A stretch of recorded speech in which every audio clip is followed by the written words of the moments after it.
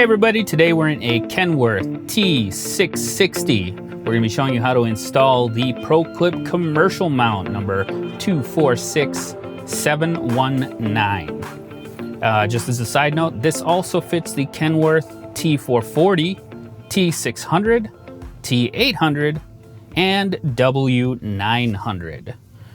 So, the first thing we're going to do is we're going to take the included gap opener and we're going to go into this seam here, and we're actually going to want to just pull this faceplate off. We just want to get it off. We don't want to pull it all the way off because there is a screw under here, which is right in the upper corner. We're going to undo that screw.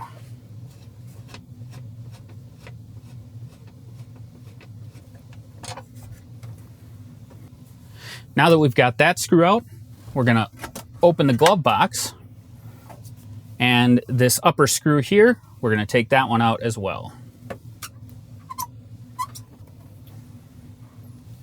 All right, and now the mount, as you can probably see, is shaped so that this upper hole and this upper hole will fit over those two screw holes we just made. Then we're going to take the included screw with washers, just thread that in.